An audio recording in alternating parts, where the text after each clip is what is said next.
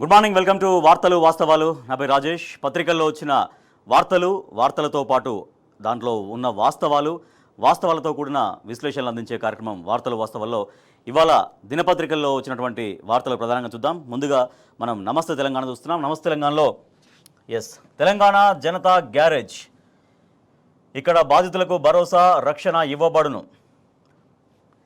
Corona లేని కాంగ్రెస్ సర్కారు ఎక్కడ తమ ఇండ్లను కూలుస్తోందన్న భయంతో 4-5 రోజులుగా కంటి మీద కునుకు లేకుండా కంటికి మంటికి ధారగా ఏడుస్తూ వణికిపోతున్న మూసి నిర్వాసిత బాధితులు తెలంగాణ జనతా గ్యారేజ్ అయిన తెలంగాణ భవన్కు శనివారం తండోపతండాలుగా తరలివచ్చారు. కంటికి రెప్పై కాపాడుకునే బీఆర్ఎస్తోనే తమకు భరోసా దొరుకుతుందన్న నమ్మకంతో బరువెక్కిన గుండెలపై పిల్లా పాపలను ఎత్తుకొని ఉదయాన్నే పార్టీ కార్యాలయానికి చేరుకున్నారు.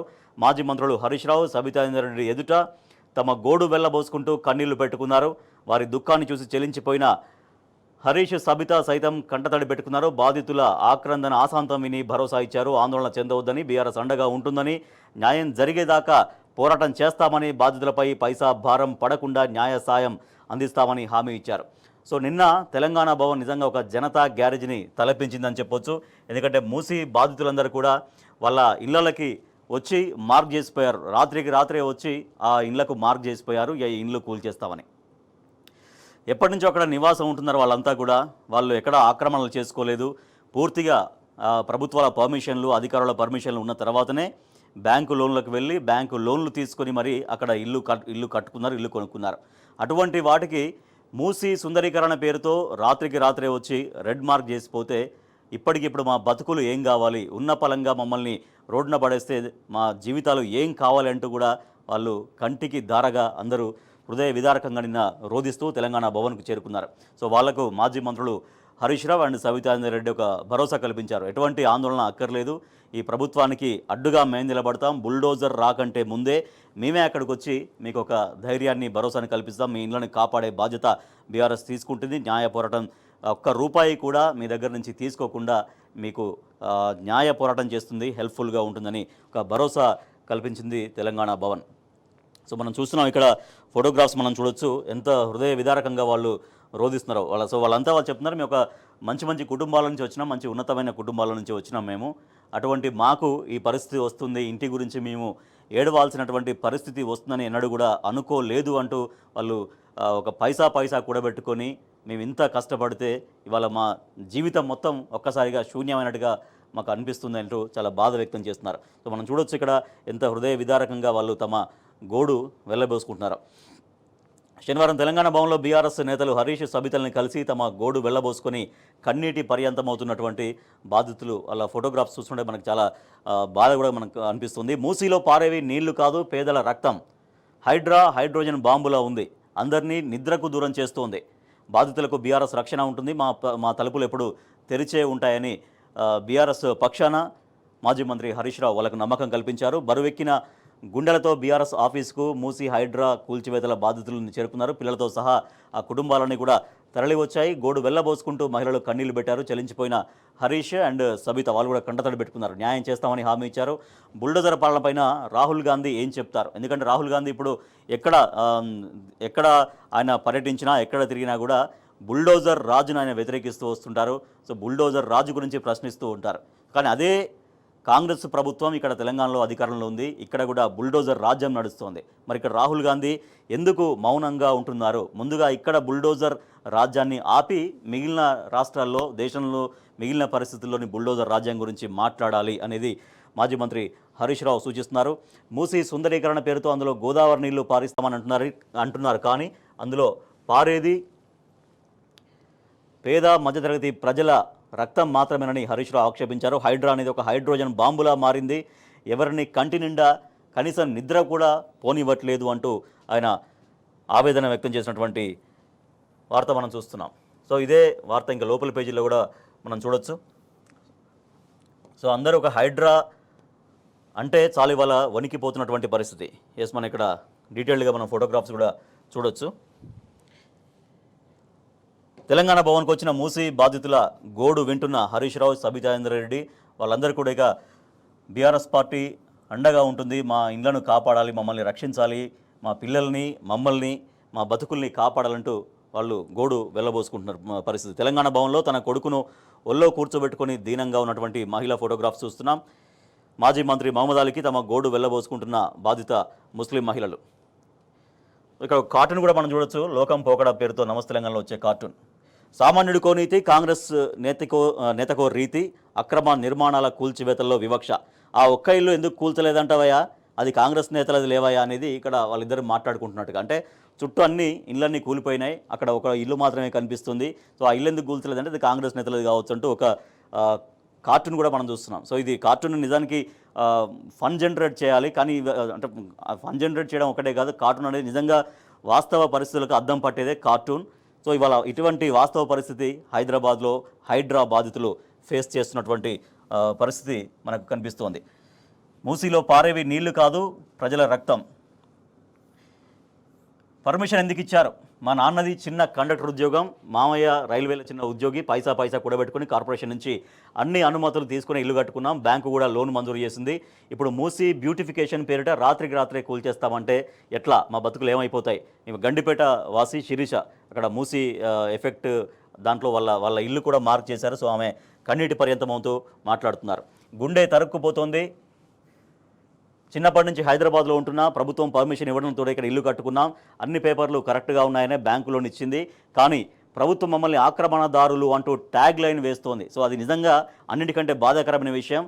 మీరు ఆక్రమణదారులు, ఒక కబ్జాదారులు అన్నటువంటి ట్యాగ్ లైన్ మాకు ఇచ్చి మమ్మల్ని సమాజంలో చాలా హీనంగా చూసే విధంగా ప్రభుత్వం వ్యాఖ్యానిస్తుంది, అధికారులు వ్యాఖ్యానిస్తున్నారు. మాకు అటువంటి ట్యాగ్ లైన్ వేశారనేది వాళ్ళు చాలా తీవ్రంగా ఆవేదన వ్యక్తం చేస్తున్నారు. శివార్లో డెవలప్ చేయాలి, మేము చట్టబద్ధంగా బండ్లగూడలో ఇల్లు కట్టుకున్నాం, కానీ ఇప్పుడు మమ్మల్ని మూసి ఆక్రమణదారులని ప్రభుత్వం ముద్ర వేస్తోంది.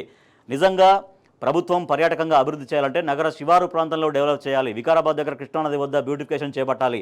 గుజరాత్లో కూడా ఇట్లనే చేశారు, కానీ ఇక్కడ ప్రభుత్వం హైదరాబాద్ మధ్యలోని జనావాస ప్రాంతాల్లో మూసి బ్యూటిఫికేషన్ పేరిట చేయడం అనేది ఆగం చేస్తుందంటూ ఆవేదన వ్యక్తం చేస్తున్నారు. కేసీఆర్ పాలనే మంచిగా ఉన్నది, మేము 3-4 నెలలుగా భయభ్రాంతులకు గురవుతున్నాం, ఈ ప్రభుత్వం మా ఇంటిని కూలగొడతామని భయపెడుతోంది. కేసీఆర్ 10 ఏళ్ల పాలనలో గిట్లా లేకుండే, ఆయన అందరినీ మంచిగా చేసిండు, కానీ ఈ ప్రభుత్వం నిర్మించడం బంద్ పెట్టి హైడ్రాను తెచ్చి కూల్చివేతలు మొదలుపెట్టింది. ఎక్కడో లండన్లోని థేమ్స్ నది లెక్క మూసిని చేస్తామని చెబుతోంది. అక్కడున్న జనాభా ఎంత, ఇక్కడున్న జనాభా ఎంత, ఇవేవి పరిగణలోకి తీసుకోకుండా దుర్మార్గంగా ముందుకెళ్తోంది అంటూ మరొక బాధితుడు ఆవేదన వ్యక్తం చేస్తున్నారు. హైదర్ షా కోటకు సంబంధించినటువంటి వ్యక్తి, ఆయన పేరు రాజు.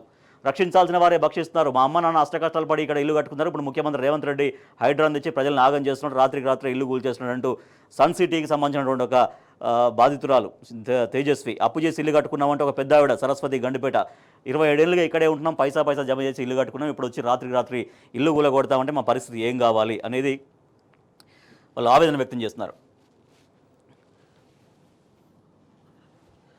మరొక దీంట్లో సంబంధించిన వార్త చూడవచ్చు. హైడ్రా భయంతోనే 3 బలవన్ మరణం.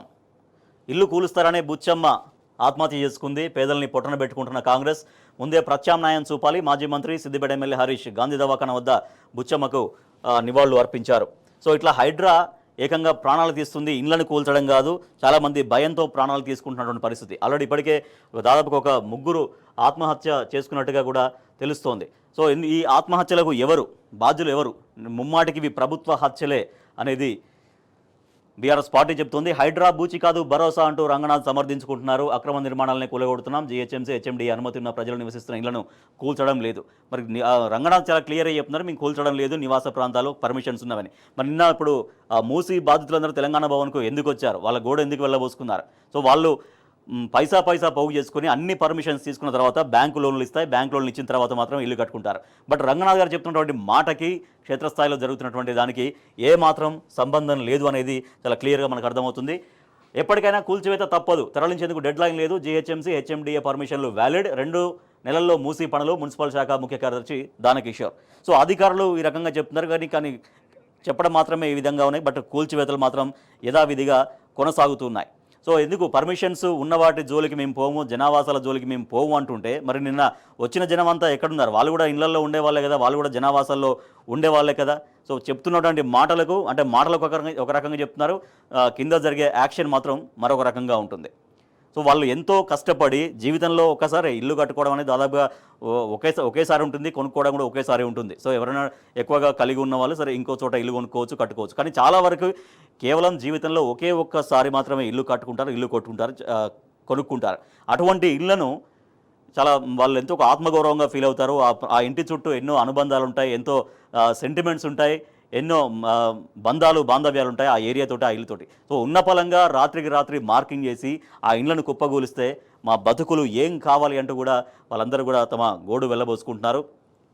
సో దాంట్లో భాగంగానే నిన్న తెలంగాణ భవన్కు భారీగా బాధితులు చేరుకున్నారు. సో బీఆర్ఎస్ కూడా ఒక భరోసా కల్పించింది, న్యాయ సహాయం మేము అందిస్తాము, మీరెవరూ ఆందోళన పడాల్సిన పని లేదంటూ కూడా నిన్న ఒక బీఆర్ఎస్ పార్టీ ఒక హామీ ఇచ్చింది, భరోసా ఇచ్చింది. ఎస్, ఇంకా హైడ్రా బాధితులకు ఇంకా ప్రభుత్వం ఎందుకు ఈ రకంగా మరింత భయభ్రాంతులకు గురి చేసే విధంగా ముందుకెళ్తుంది? ఎస్, హైడ్రా భయాలు కేవలం హైదరాబాద్ నగర వాసులనే కాదు, ఈ భయాలు జిల్లాల్లో కూడా కనిపిస్తున్నాయి.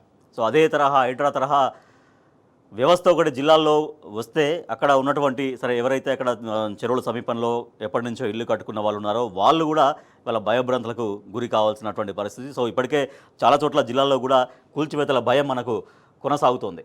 రైట్, కూల్చివేతలపై సోషల్ వార్, నిర్వాసితులకు అండగా నెటిజన్లు, సర్కార్ను ప్రశ్నిస్తున్న యువత, పేదోళ్లపై బుల్డోజర్లు, పెద్దలకు నోటీసులా అని మండిపడుతున్న నెటిజన్లు, గళం విప్పుతున్న సోషల్ మీడియా వారియర్స్ అని మనం వార్త చూస్తున్నాం.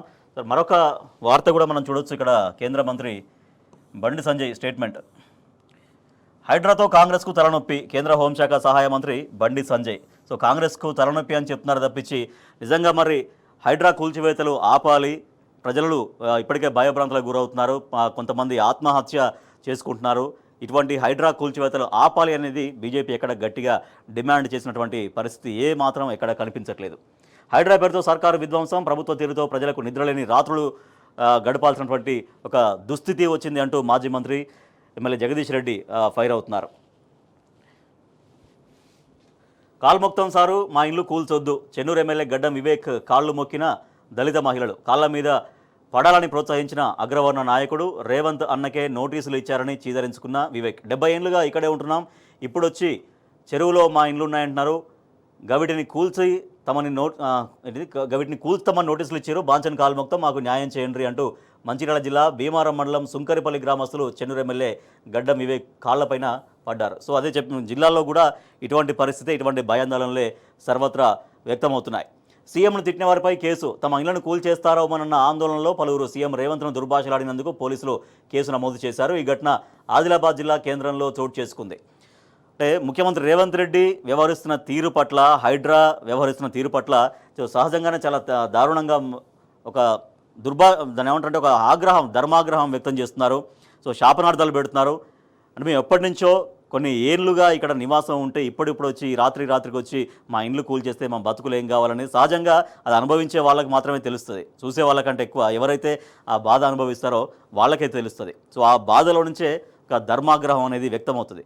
సో దాంట్లో భాగంగా నిజంగా ఇక్కడ మనం మళ్ళీ మనం ప్లే చేయలేని విధంగా, మనం ఇక్కడ ఉచ్చరించలేని విధంగా అటువంటి ఆ రకంగా సీఎం రేవంత్ రెడ్డిని స్ట్రైట్గా తిడుతున్నారు, ఈ ప్రభుత్వాన్ని స్ట్రైట్గా తిడుతున్నారు. సో దాన్ని ఒక ధర్మాగ్రహంగా పరిగణించాల్సినటువంటి అవసరం ఉంటుంది, దాన్ని ఇగ్నోర్ చేయొచ్చు. కానీ అటువంటి వాళ్ళపైన కూడా కేసులు పెట్టి ఈ ప్రభుత్వం వేధిస్తుంది అన్నటువంటి వార్త మనం చూస్తున్నాం. పేదలను రోడ్డున పడేస్తారా, మాజీ మంత్రి శ్రీనివాస్ గౌడ్ ప్రశ్నిస్తున్నారు. హైడ్రా కూల్చివేతలతో నిరుపేదల్ని రోడ్డున పడేస్తారా అని మాజీ మంత్రి శ్రీనివాస్ గౌడ్ రాష్ట్ర ప్రభుత్వాన్ని ప్రశ్నించారు. ఆయన ఢిల్లీలోని తెలంగాణ భవన్లో నిన్న మీడియాతో మాట్లాడారు. పేదలకు భరోసా, భద్రత కల్పించాక వారి ఆమోదంతో మాత్రమే ప్రభుత్వం చర్యలు తీసుకోవాలి, అంతే తప్పించి ఉన్న పలంగా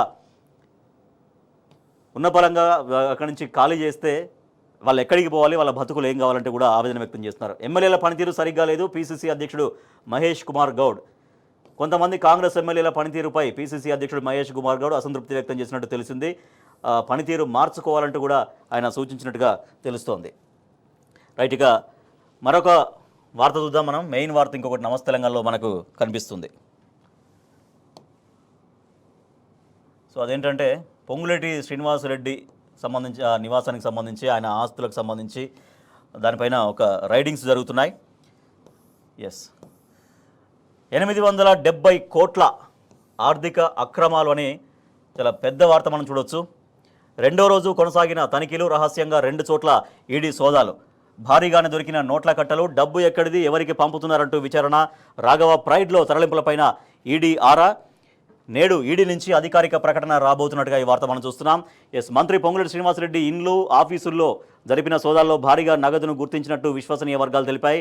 లగ్జరీ వాచీల స్మగ్లింగు, యూరో ఎగ్జిమ్ బ్యాంకు గ్యారంటీలు, టీడీఎస్ ఎగవేత, అక్రమాస్తులు, రాఘవ కన్స్ట్రక్షన్స్, ఎలక్ట్రిక్ కంపెనీల లావాదేవీల వ్యవహారం, ఇలా సుమారు 870 కోట్ల మేర లావాదేవీలపైన ఈడీ అనుమానాలు వ్యక్తం చేసినట్టుగా సమాచారం. 2 రోజుల పాటు మంత్రి పొంగులేటి నివాసాలు, ఆఫీసులపై జరిగిన సోదాల్లో అక్రమ లావాదేవీలకు సంబంధించిన పత్రాలు ఈడీ తీసుకెళ్లిందని, వాటి అధ్యయనం చేయాల్సి ఉంటుందని విశ్వసనీయ వర్గాలు పేర్కొన్నాయి. అనేక కంపెనీలు ఉండడం, అనేక మార్గాల్లో లావాదేవీలు జరగడం, ఎంత మేర అక్రమాలు జరిగాయనే దానిపైన తుది నిర్ధారణకు రాలేకపోతున్నారని చెప్పుకుంటారు. అందుకే ఈడీ నుంచి ఇప్పటివరకు అధికారికంగా నోటు విడుదల కాలేదని అంటున్నారు. మరోవైపు సోదాల్లో భారీగా సొమ్ము పట్టుబడి ఉండవచ్చని ప్రచారం జరుగుతున్నాయి. ఇప్పటిదాకా నిర్ధారణ కాలేదు. ఎక్కడ రైడ్ చేసినా కూడా కోట్ల నగదు దొరికిందని పేరు వెల్లడించడానికి ఇష్టపడని అధికారులు తెలిపారు. సో ఎక్కడ వెతికినా కూడా అక్కడ చాలా కోట్లాది కోట్ల రూపాయలు దొరుకుతున్నాయంటూ అధికారులు, సరే వాళ్ళ పేరు చెప్పుకోవడానికి ఇష్టపడినటువంటి ఒక అధికారి వెల్లడించినటువంటి సమాచారం ఇది. ఎలక్ట్రిక్ కంపెనీతో భారీ స్కెచ్, ఆ కంపెనీకి రాఘవకు మధ్య ఆర్థిక లావాదేవీలు, ఇరు కంపెనీల భాగస్వామ్యంతో మనీ లాండరింగ్ జరిగినట్టుగా అధికారులు గుర్తించారు. ఆ ఎలక్ట్రిక్ కంపెనీకి 9 దేశాలతో సంబంధాలున్నాయి. కస్టమ్స్, ఈడీ దర్యాప్తులో కొత్త కోణాలు. సో ఇది రాష్ట్ర మంత్రి పొంగులేటి శ్రీనివాసరెడ్డి కుంభకోణానికి సంబంధించినటువంటి వార్త మనం చూస్తున్నాం. ఒక ఆర్థిక అక్రమాల పుట్ట పగులుతున్నట్టుగా తెలుస్తోంది. అధికారుల ఎంక్వైరీలో అధికారులు చేస్తున్నటువంటి సోదాల్లో బయటపడుతున్నాయి. 7 కోట్ల వాచీలు ఎవరెవరికి, సింగపూర్ నుంచి 12 వాచీల కొనుగోలు, కంపెనీ డబ్బు హవాలా రూపంలో చెల్లింపు, స్వయంగా వాచీలు తెచ్చిన ముఖ్య నాయకుడు, వాచీలు ఎవరెవరికి ఇచ్చారో ఆరా తీస్తున్నటువంటి ఈడీ అనే మరొక వార్త చూడొచ్చు. దీనికి సంబంధించినటువంటి డీటెయిల్డ్గా వార్త మనం చూద్దాం. 7 కోట్ల వాచీలు ఎవరికి, పొంగులేటి ఇండ్లు, కార్యాలయాలపైన ఈడీ దాడులకు సంబంధించి కొత్త విషయాలు బయటకు వస్తున్నాయి. మొత్తం 12 వాచీలు కొనుగోలు చేసినట్లు ఈడీ గుర్తించిందని ఢిల్లీ వర్గాలు తెలిపాయి. ఒక్కొక్కటి 7 కోట్ల చొప్పున, వీటి విలువ 84 కోట్లు. ఒక్కొక్క వాచ్ విలువ 7 కోట్లంట. 7 కోట్ల రూపాయలు ఒక్కొక్క వాచ్. మొత్తం ఎన్ని? 12 వాచీలు, మొత్తం 84 కోట్లు. ఈ డబ్బు రాఘవ కన్స్ట్రక్షన్ కంపెనీ ఖాతా నుంచి విజయవాడలోని ఒక వ్యక్తికి బదిలీ చేశారని, అక్కడి నుంచి ఒక హవాలా వ్యాపారి ద్వారా విదేశాలకు చేరాయని ఈడీ గుర్తించినట్టుగా పేర్కొన్నాయి. అని ఈ వాచీలకు సంబంధించినటువంటి వార్త చూస్తే ఆ కాంట్రాక్టు ఎలా దక్కింది? Narayanpet Kodangal lift irrigation project పనులు రాఘవ కన్స్ట్రక్షన్స్కు దక్కడం పైన ఈడీ ఆరా తీస్తోంది. మెగాతో లోపాయకారి ఒప్పందాలపైన కూడా నజర్ వేస్తోంది. సో ఇది రాష్ట్ర మంత్రి పొంగులేటి శ్రీనివాసరెడ్డి సంబంధించినటువంటి వార్త. ఆయన ఇళ్లపైన, ఆఫీసులపైన సోదాలు జరుగుతున్నాయి. సో వాళ్ళకి విస్తుపోయేటువంటి విషయాలు తెలుస్తున్నాయి. మరొక వార్త కూడా దీంట్లో మనం చూడవచ్చు. ఎస్ఎఫ్టీకి 200 ఇస్తేనే అనుమతి, ఒక స్క్వేర్ ఫీట్కి 200 రూపాయలు ఇస్తేనే అనుమతి. ఆసారే ప్రాపర్ ఛానల్, ఆయన్ను కలవాల్సిందే. హెచ్ఎండిఏలో నిర్మాణాల ఫైలు క్లియర్ చేసేది ఆయనే. ఎస్ఎఫ్టీకి కనిష్టంగా 40, గరిష్టంగా 200 రూపాయలు వసూలు. సో ఇది చాలా బహిరంగంగా ఇక్కడ వసూలు జరుగుతున్నాయంటూ రియల్ ఎస్టేట్ ఎవరైతే చేస్తున్నారో రియల్ ఎస్టేట్ వ్యాపారులు, రియల్ కంపెనీలు గగ్గోలు పెడుతున్నాయి. అయ్యగారికి సమర్పించుకోలేక చేతులు ఎత్తేస్తున్న బిల్డర్లు. మీ లేఅవుట్లకు అనుమతులు కావాలా? అయితే ఫలానా సార్ను కలిసి రండి, ఆయనే చూసుకుంటారు. ఫైల్ ఇక్కడ ఇవ్వండి, క్లియరెన్స్ మాత్రం అక్కడ చేసుకొని రండి. ఇది ఇటీవల రాష్ట్రంలోని కొందరు రియల్టర్లు హైదరాబాద్ మెట్రో డెవలప్మెంట్ అథారిటీ హెచ్ఎండిఏలో ఎదుర్కొంటున్నటువంటి విచిత్రమైన పరిస్థితి. డైరెక్ట్గా లేఅవుట్లు, భవన నిర్మాణ అనుమతుల కోసం ఎవరైనా వెళ్తే పనులు అవ్వడం లేదక్కడ. త్రూ ప్రాపర్ ఛానల్ అంటూ అక్కడి ఉన్నతాధికారులే ఓ రియల్ ఎస్టేట్ వ్యాపారి నెంబర్, అడ్రస్ ఇచ్చి అక్కడికి పంపుతున్నారు. సో ఎవరైతే ఒక పెద్ద స్థాయి వ్యక్తి ఉంటారో, ఆయన ప్రభుత్వానికి చాలా సన్నిహితమైన వ్యక్తి, ఆయన కూడా ఒక బిల్డర్ అయి ఉంటారు. సో ఆయన్ని కలవాలి. ఆయన కలిస్తే ఒక్కొక్క ఎస్ఎఫ్టీ మీద కనిష్టంగా 40 రూపాయలు, గరిష్టంగా 200 రూపాయలు. సో అట్లా మొత్తం మీకు ఎంత అనుమతి కావాలి, ఆ అనుమతి ఎంత ఎస్ఎఫ్టీకి కావాలి, ఒక్కొక్క ఎస్ఎఫ్టీకి మినిమం 40 రూపీస్ నుంచి మ్యాక్సిమం 200 రూపీస్, అంటే ఏరియాని బట్టి లేకపోతే అక్కడ ఉన్నటువంటి అక్కడ మార్కెట్ని బట్టి. సో అంత చెల్లించుకుంటేనే అనుమతులు. ఇది చాలా ఓపెన్గా, బహిరంగంగా అక్కడ జరుగుతుంది. బహిరంగంగా మీన్స్ వాళ్ళల్లో వాళ్ళు మాట్లాడుకున్నట్టు మాట. ఎందుకంటే ఇక్కడికి వస్తే కాదు, మీరు అక్కడికి వెళ్ళి కలవాల్సిందే అనేది చెప్తున్నటువంటి మాట. నిర్మలా నడ్డాపై ఎఫ్ఐఆర్, కంపెనీలను బెదిరించి ఎన్నికల బాండ్లు కొనిపించారని ఫిర్యాదు. బీజేపీ నేతలకు ప్రమేయం, 8,000 కోట్ల దోపిడీ జరిగిందని ఆరోపణ. మార్చిలోనే ఫిర్యాదు చేసిన చర్యలు మాత్రం శూన్యం, కోర్టు ఆదేశాలతోనే స్పందన.